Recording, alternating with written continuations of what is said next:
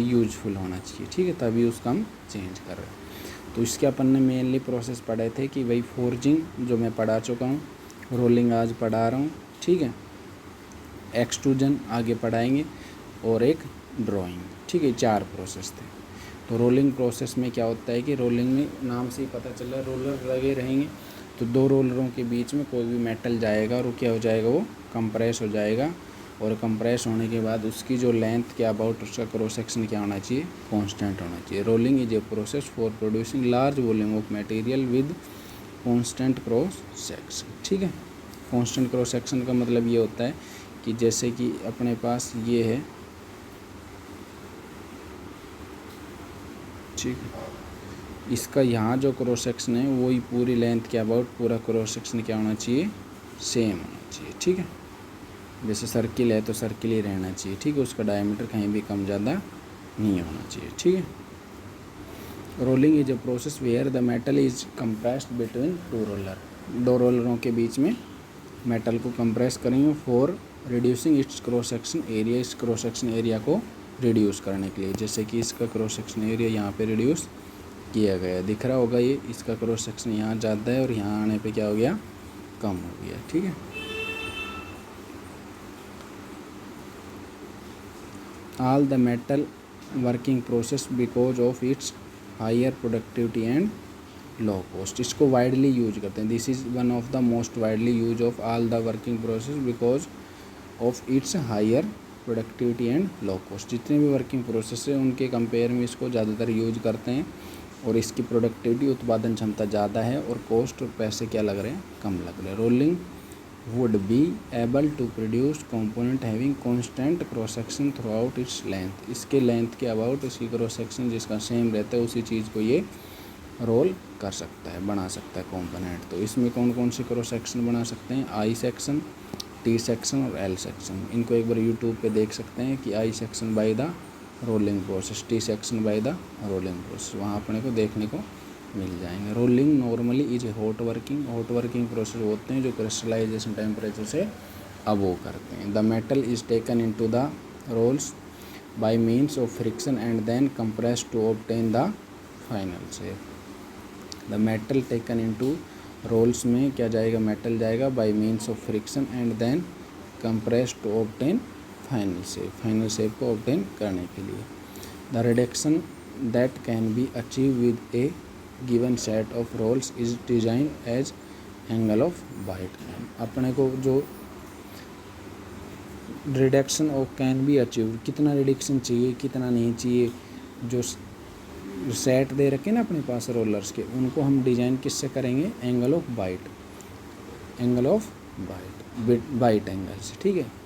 कैसे करेंगे, जैसे कि ये जो बाइट एंगल बनेगा वो इसमें तो नहीं दिखा रखा, इस सेंटर से जो कॉन्टैक्ट का ये पॉइंट है, दूसरा कॉन्टैक्ट का ये पॉइंट, ठीक है, दोनों के बीच एक अल्फा एंगल बनेगा, उसी को क्या बोलेंगे, बीटा एंगल, बाइट एंगल, ठीक है।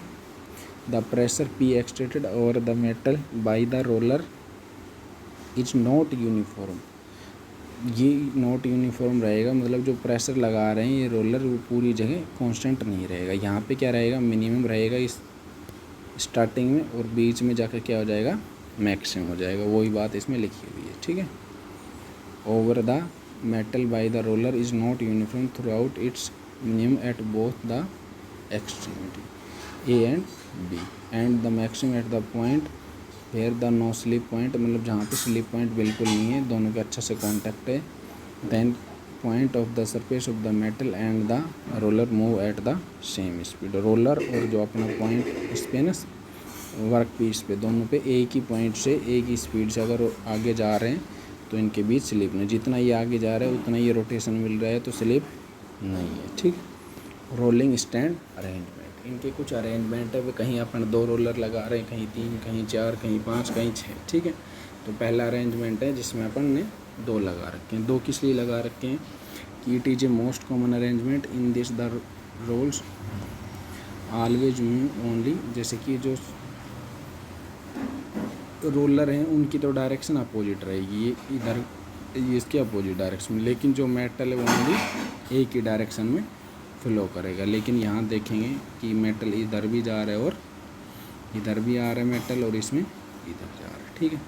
सेकेंड है two high reversing rolling stand, इसमें दोनों का अलग अलग डायरेक्शन हो सकती है, जैसे कि इसमें दिखा रखा है, ठीक है।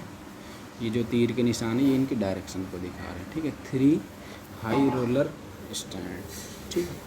इसमें क्या है, 3 रोलर हैं और 3 रोलर से क्या फ़ायदा होगा कि किसी मेटल को अपने को बहुत ज़्यादा क्रॉस सेक्शन कम करना हो तो पहले तो अपन इस रोलर से लेके जाएंगे, फिर ऊपर से वापस इससे। तो यहाँ जैसे इसने रिडक्शन किया 20%, तो 20% यहाँ टोटल रिडक्शन कितना हो गया 40%, ठीक है।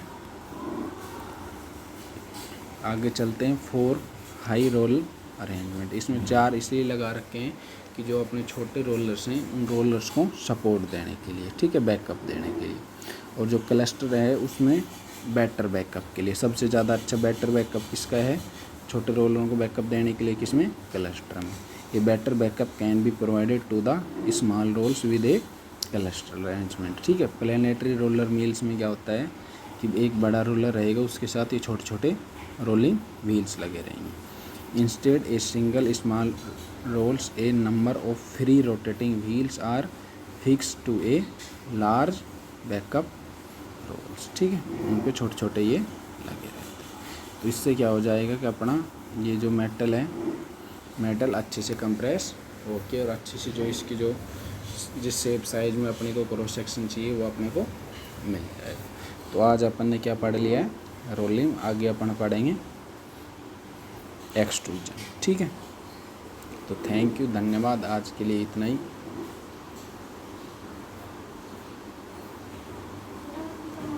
नॉर्मली अपन ने जैसे फॉर्मिंग में, दोबारा से फिर से रिपीट कर देते हैं इस क्लास को। फॉर्मिंग वो प्रोसेस होता है जिसमें हम किसी भी मेटल का शेप एंड साइज चेंज कर रहे हैं बिना उसके वॉल्यूम में चेंज किए, ठीक है। शेप एंड साइज ऐसा चेंज होना चाहिए जो अपने काम में आता हो चेंज करने के बाद, ठीक है। भाई पहले तो है ही तो वो काम में नहीं आ रहा, तभी तो उसको शेप एंड साइज चेंज कर रहे हैं अपने काम में लेने के लिए, ठीक है। वो लेने के लिए अपने पास 4 तरीके हैं। एक तो रोलिंग जो यहाँ है, एक एक्सट्रूजन जो आगे पढ़ेंगे, एक फोर्जिंग जो पहले पढ़ा चुका, और एक वायर ड्राइंग, ठीक है। तो रोलिंग में अपन ने आज पढ़ा कि कोई 2 रोलर रहेंगे, उनके बीच कोई मेटल जाएगा, मेटल जाके क्या होएगा, कंप्रेस होएगा, कंप्रेस होके जो बाहर निकलेगा उसका क्रॉस सेक्शन अबाउट लेंथ क्या होना चाहिए, कांस्टेंट रहना चाहिए, ठीक है। क्रॉस सेक्शन कांस्टेंट का मतलब एक बार और समझा देता हूँ कि जैसे ये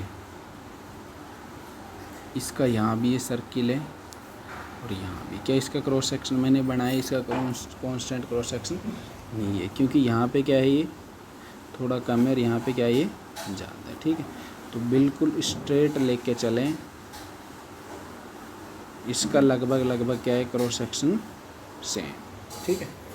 तो ये इस टाइप से अगर ये ऐसे हो रहा है तो भी इसका क्रॉस सेक्शन सेम नहीं है। तो अबाउट द लेंथ ये है, इसके अबाउट इसका क्रॉस सेक्शन यहाँ जो है वही हर जगह रहना चाहिए, ये बात ये बता रहे हैं, ठीक है।